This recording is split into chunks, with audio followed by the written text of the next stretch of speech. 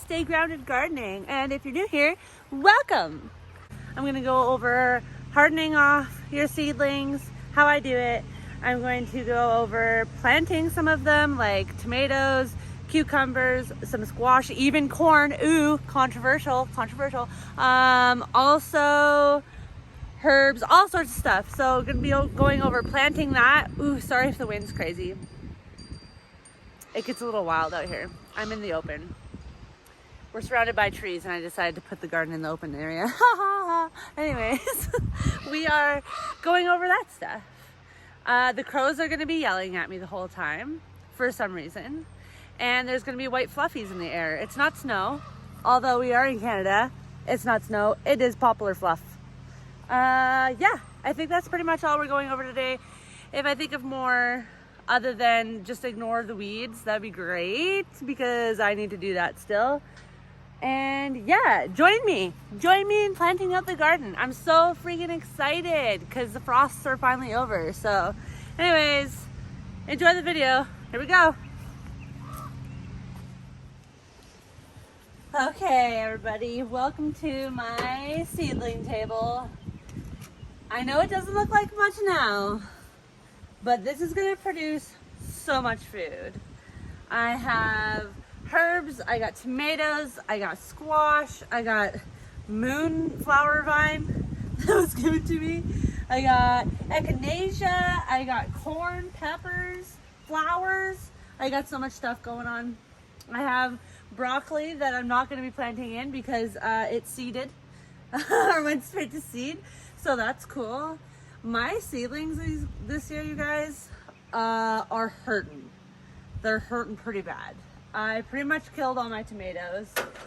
This is one tomato that lived and didn't get some sort of disease. Okay, so I'm gonna go over how I like to harden off. Usually, I only have so many days off. I also work 10-hour days. I work from 8 a.m. to 6 p.m.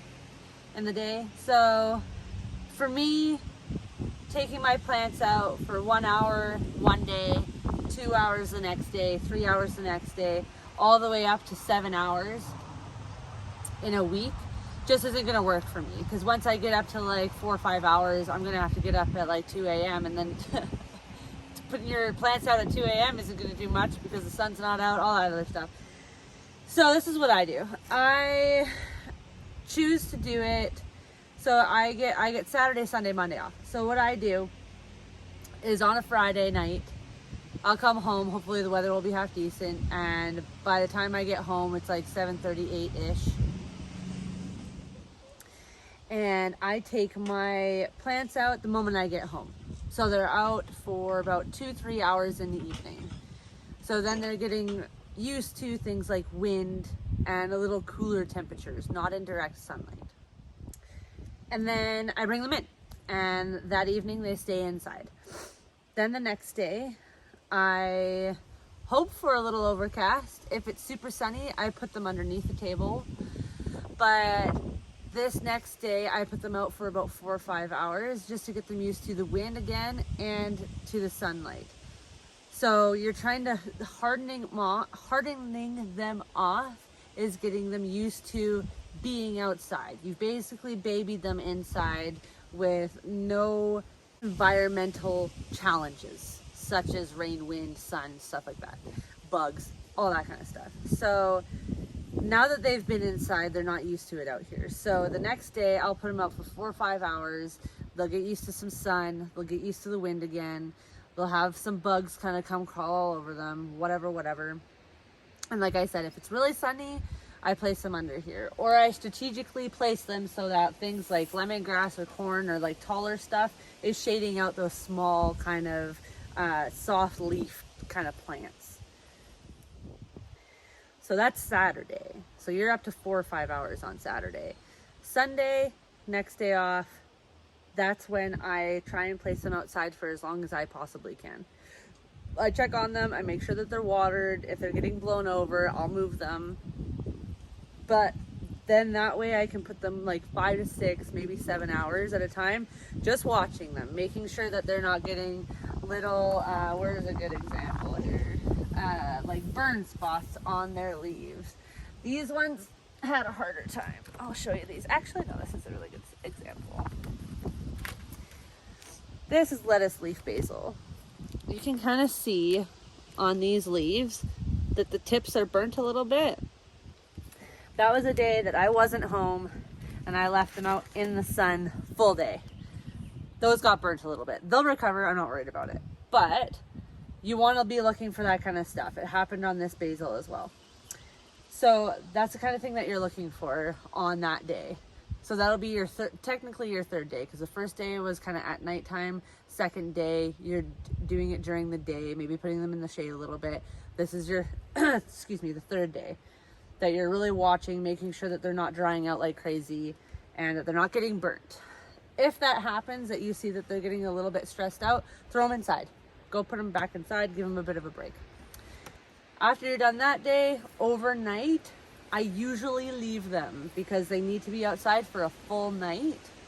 And then the whole next day, I leave them out. Or I plant them out. That's like a 3 to 4 day hardening off schedule. It's tomato. That's not what I say at. This is called a leggy tomato plant. Okay? I'm going to show you how we're going to plant him, and he'll become strong. We'll get there. Let's just put him over like this. If he wants to be over, he can stay over. So if you've done it like that, then you're good to go the next day planting your stuff out. So I've been doing that for about 2 weeks now, and we kept on having frosts in the middle of the week. Like Tuesday, Wednesday, we would have a frost in the morning. So I kept on putting my plants back inside. I wasn't about to risk them getting frost damage. So they've been out on this table actually for a while, and that's honestly why some of them look so rough, is because they've been out in full sunlight in those tiny little pots. This guy dried completely out yesterday, but I watered him. He'll bounce back. He still has lots of good leaves on him. Tomato plants are super hardy, so he'll be fine. Not worried about it. What else? This guy's a good example of bugs. So this one right here, these look great. They're hollyhocks. But this right here is broccoli, or broccolini actually. And it's going to flower, and you can see this guy got sun damage and this one got eaten by bugs. I don't know if you can actually see that, but it's a really good example of leaving your stuff in pots too long, putting them out in the full sun, stressing them out. They don't usually do very good. This is why greenhouses are really great, because you can control a lot more. However, when you're doing stuff like starting your own seeds, hardening them off, planting them out, you're gonna have some loss, and it's okay. I'm gonna show you something else that makes you feel better about losing some plants. All right, these two. These are really good examples also of things that you need to watch out for. Both of these plants have disease of some kind. I don't know what they are, but last year it demolished some of my stuff. This is a sugar baby watermelon. These little black dots on these leaves, and this doesn't look like a healthy leaf. This may look a little healthier, but this does not look healthy. It has little black spots all over it. It's really pale. It's just not a healthy looking plant. And it was planted a while ago. It should be quite a bit bigger than this.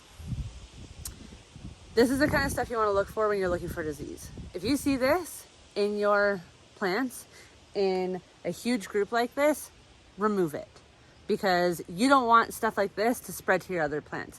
While they're inside, there's no wind or anything really spreading stuff like this. But once you put it outside, wind can spread a ton of disease. So you want to be careful with that. Not to mention the bugs that are crawling all over this and then crawling onto the other ones. They can spread that super easily.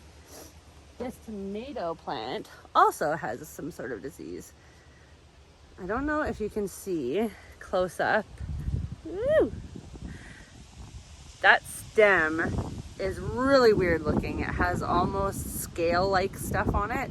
These leaves are curling up. They're super dry and brittle. I don't know if you can hear that. They are really, really dry and brittle. This guy's not gonna bounce back. I went to my favorite greenhouse, evergreen greenhouse in Red Deer. and I got two things. I got tomato plants because I basically killed all mine. And two pickling cucumber plants. I'll tell you why. So these pickling cucumber plants I got, for one, they look great. And they're nice and big. So I'll show you, where's my cucumbers? These are my cucumber plants. See the difference? All right? Okay, now that we know the difference between a greenhouse cucumber and my house cucumber. I got them because they didn't look super good. Also, for my pea trellis, I needed 4 of them, and I only planted 2. Because in my brain, when I planted them, I was like, man, it's just me and Dave.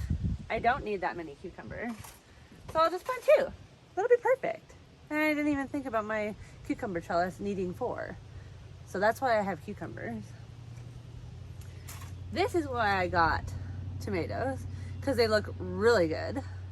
And I killed all mine. So I got 4 tomato plants. There'll be lots. And yeah, that's why I went to the greenhouse to get those. But that's hardening off. That's why I did all the stuff that I did. Now let's go into the garden and I will show you how I plant a lot of this stuff.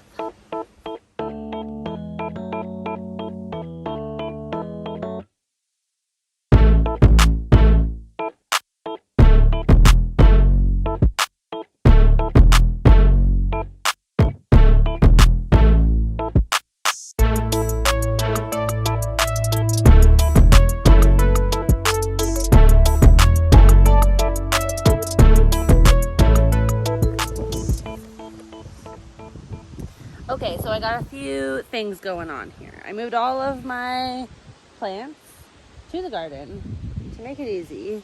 I also have my map of where everything goes. So this is how I do this. I grab everything, I put it out into the garden, I grab my map, and I literally go and place all of my plants while they're still in their pots into the spaces that they're going, woo! into the places that they're going to be going. You almost went for a ride there. That was fun, eh?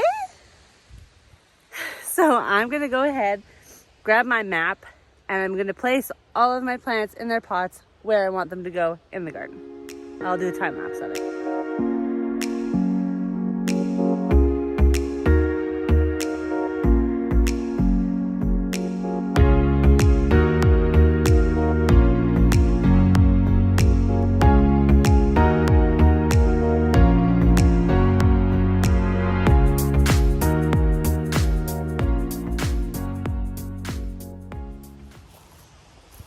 Okay, 2 things.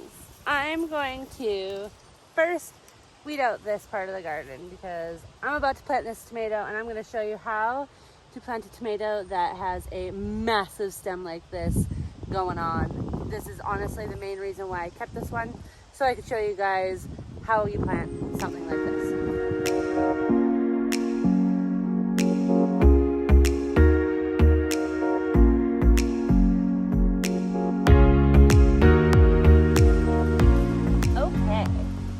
So, I'm going to want this tomato plant crawling up this side of this trellis, and I'm going to want this tomato on this side of this trellis.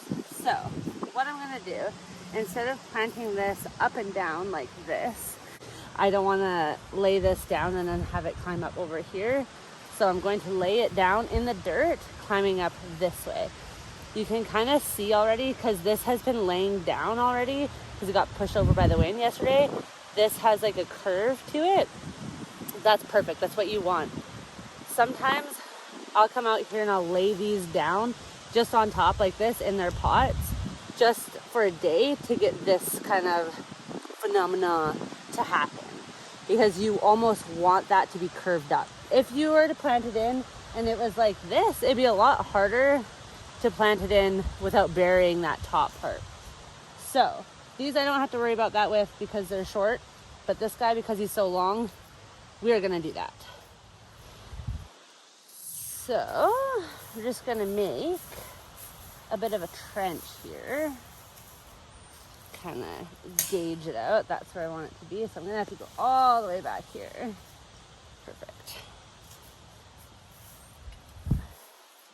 So what's going to happen is when you bury a tomato stem, it actually produces roots. I don't think they're called roots. They're called something else. But the reason why, or if you look at a tomato stem, it has little fuzzy, almost hair-like things all over it. Those will turn into roots. And this will make your tomato so strong. That's why they talk about planting tomatoes deep. But in this case, we're just gonna lay that guy right down, and he's gonna have just this is gonna be poking up. But what I'm gonna do before I do that is I'm going to take all of the leaves off. So all I'm gonna do, rather than cracking them off, I actually cut them so that I'm not risking stripping it, because sometimes when you pull it, you'll strip a whole piece of the stem off, and it's not good for your plant. It'll stress it out. It's already going to be stressed out from this kind of stuff.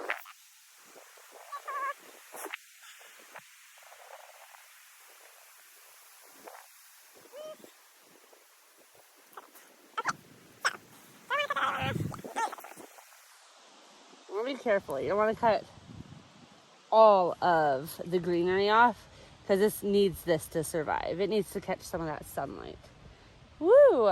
Hornet just went right by me. I'm gonna pop this guy out.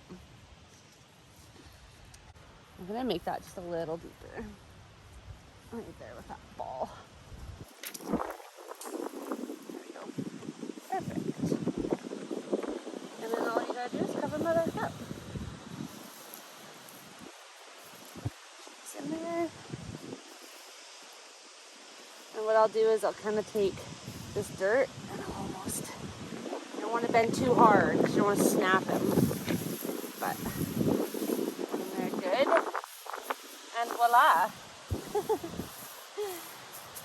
You would never know that whole thing is in there. And then that'll grow nice and strong, because now that whole thing is going to turn into a root system.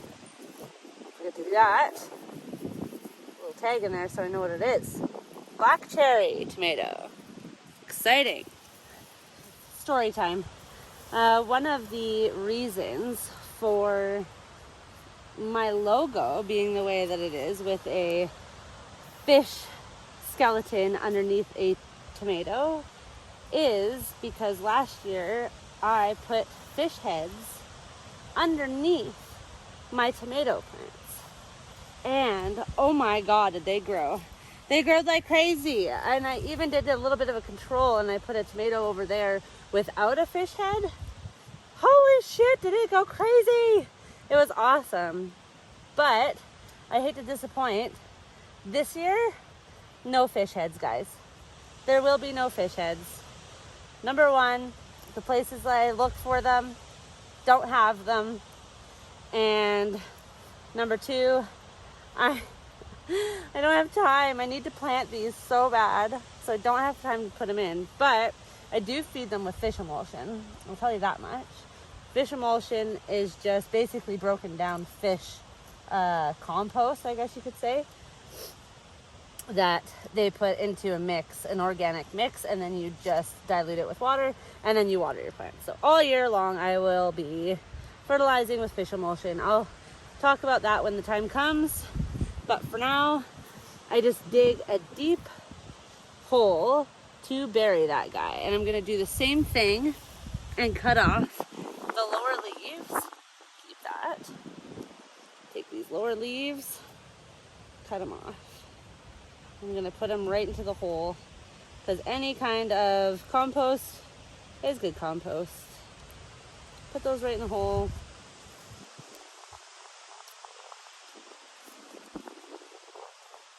This is a really sharp knife, so I'm just being careful. Break it down a little bit. Throw them down in there. I'm going to take that one off too. Plant them deep, guys. Plant your tomatoes deep. I don't know if you could see, I'm gonna kind of show you how fuzzy that is there. See all the fuzzes on there? Those will turn into roots.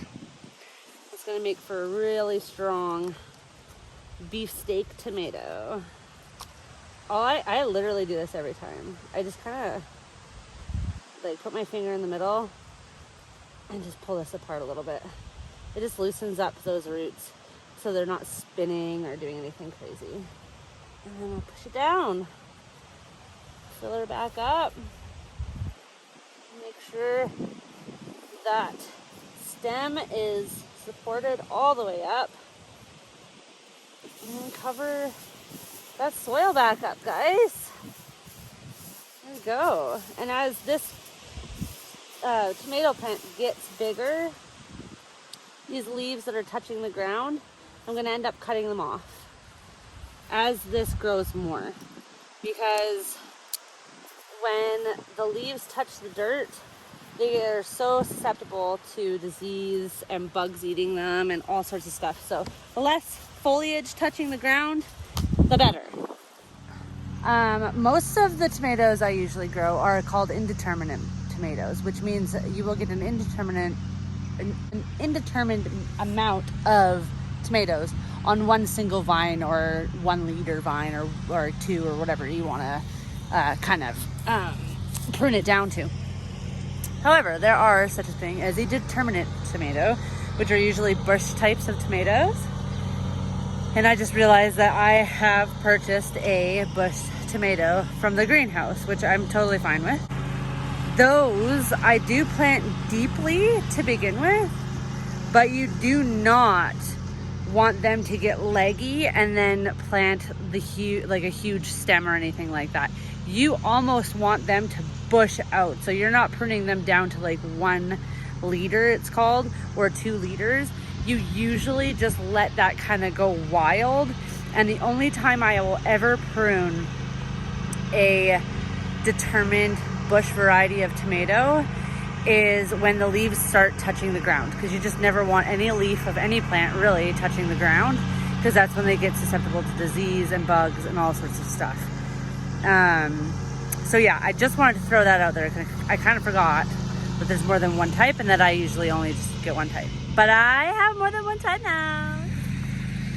Okay, another thing that I just wanted to pop on here and say that's actually really gross, but also really cool, is proof that I planted fish bones in here last year. Oh my God, I can't even break it. This is bone. There's so much of it. So this is the whole, one of the tomato plants that I planted last year. Also, I must say that the dirt, like, look at that dirt. It's so nice. But, dang, I'll try and find one. There's little bits, well, here we go. Little bits of bone all through there. So, really cool, kind of gross, but also just proof that I do plant fish bones. There's just like little pieces everywhere of it. So kind of cool. Anyways. Okay, so that's the tomatoes. I do want to show you, what was I going to show you? Watermelons and cucumbers. So I'll set you up and we'll plant the cucumbers. Okay, so I got a few things going on with these cucumbers.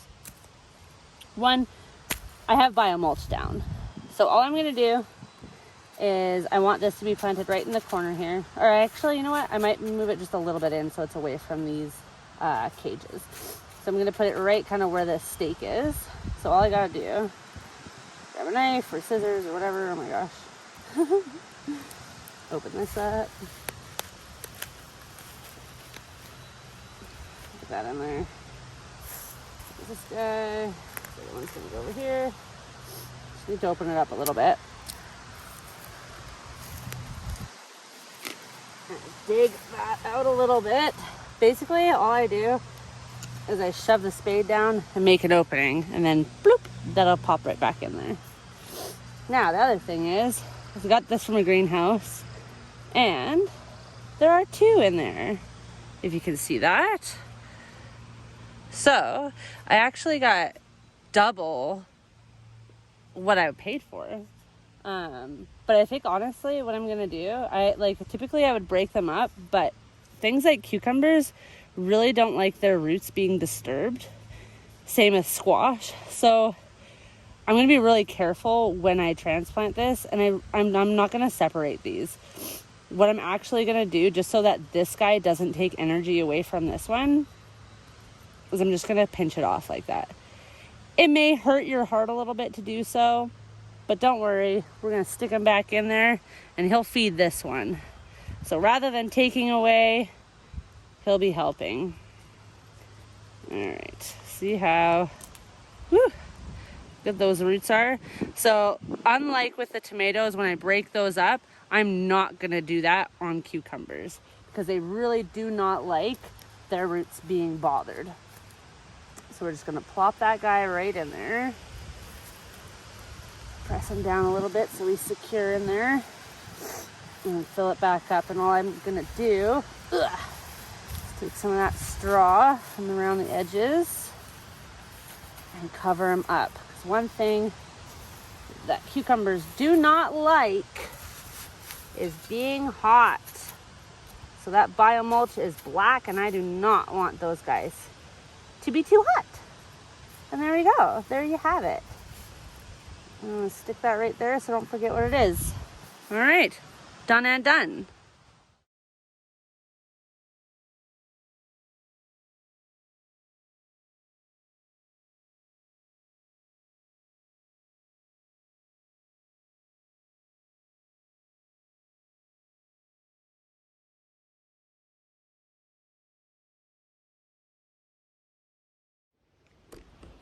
Okay, so the cucumbers are planted. One thing that I actually noticed just now that I didn't notice at the greenhouse when I got those cucumbers is they're actually called bush pickles. So they might not climb, but I know my martinis will. I'm gonna flash a picture of the martini cucumbers. They are white and they are delicious.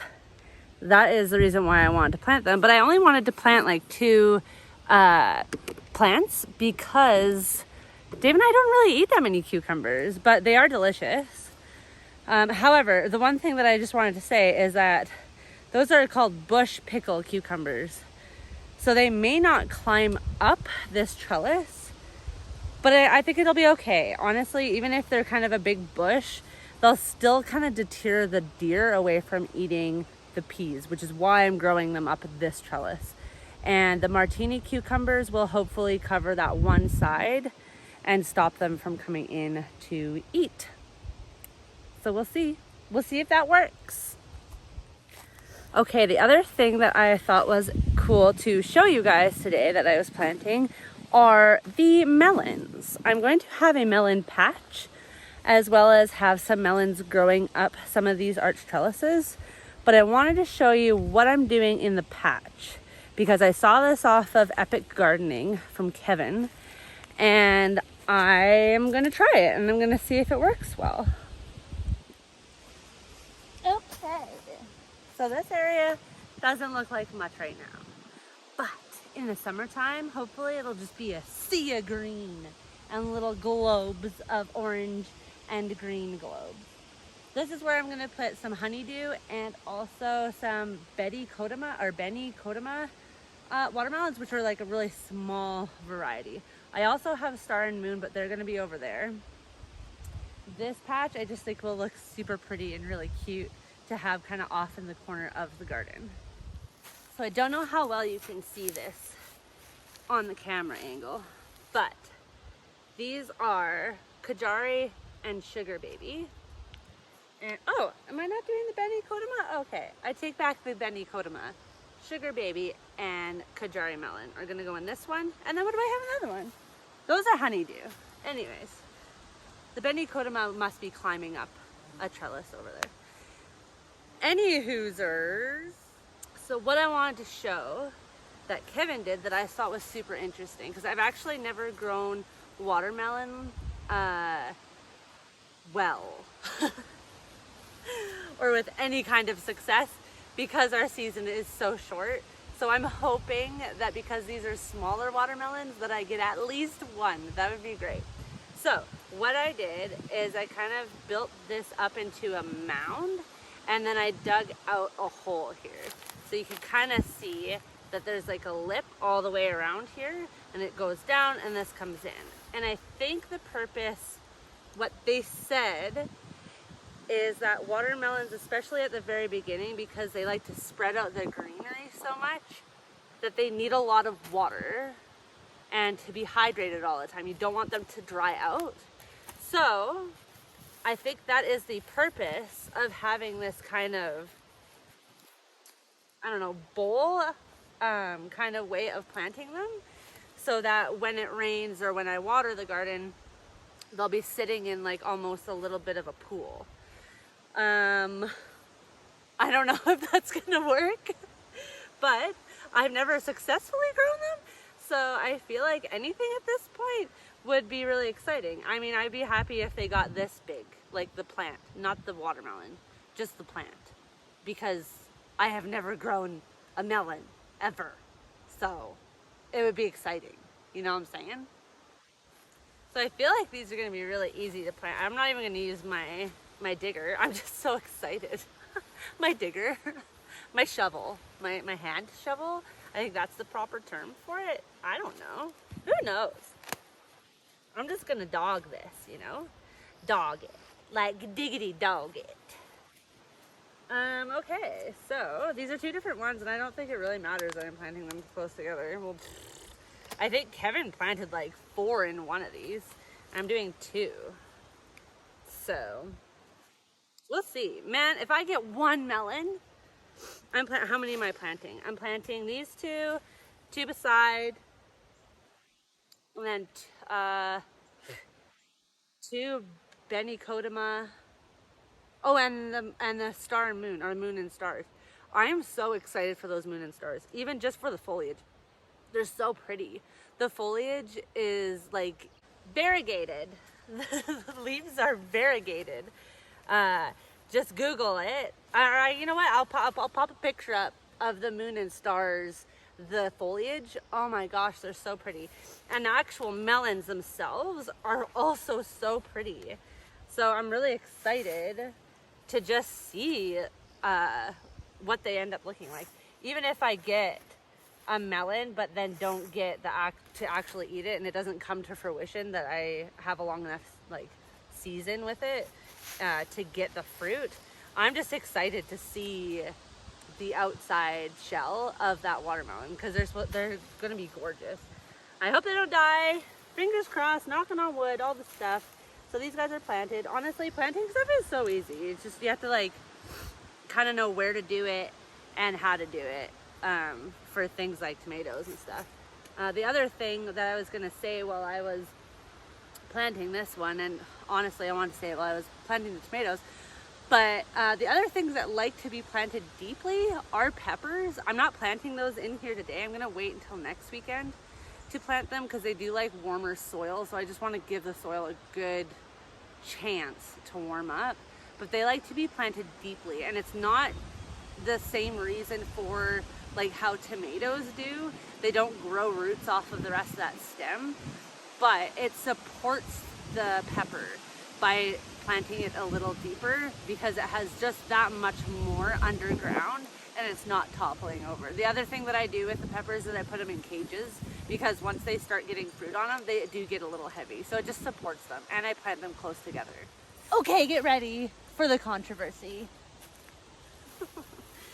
This is corn. Last year, I started corn inside, and I also planted it directly into the ground from seed, just to see which would do better. If the rumors were true, because there's a lot of information online that says don't direct seed this, don't start seeds with this, they don't like their roots disturbed, blah blah blah blah blah. Without that, the zucchini is another one that I have never planted inside to move outside, because again they grow so fast that you don't really need that. But I'll tell you why I specifically did this corn inside, and then my other corn I just planted directly in the ground. So last year when I did that test, I didn't really find much of a difference. It was all the same variety, and I did it for a reason. I wanted to see if it would do better from direct seed like I was told, or if transplanting was going to harm it in any kind of way, and I didn't. So what I did is, rather than starting some of my other corn, my sweet corn, inside this year to save room, I just direct sowed them, because honestly they did the same as they would have if I planted them inside. So I just saved time, I saved room, all that kind of stuff. But this corn is called glass gem corn. I'll pop a picture up. This corn is not only beautiful, I saw it and was like, I have to grow that. So the other reason why I'm growing it is because it's supposedly, you can use it for so many things. Usually if you have different varieties of corn, it's because one's like a popping corn. You save it and dry the seeds for popping corn. Or you use it for cornmeal, you can grind it up. Or corn flour, or whatever. Or there's sweet corn. There's so many different kinds.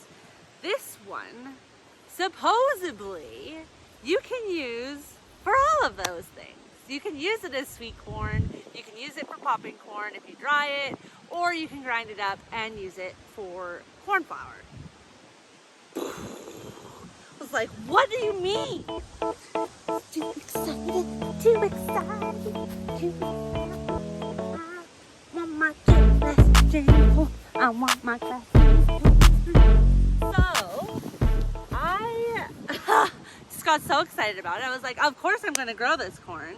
And then I scrolled down and I looked how many days does it take to come to fruition. And it was at this point in time that I was so sad, because guess what it said? It said it was 120-day variety, which is insane. Guys, we only have, it says 84 days in our growing season. So I started it inside to get that extra time. I don't know if it's gonna work, but I'm gonna try it anyways. I used the entire package. What if it doesn't work, guys? What if it doesn't work? We're gonna try anyways. And the other thing I want to show you, at one point, oh yeah, oh my gosh. Okay, so this is why I think this may not work, because I don't know if you can see this. See these?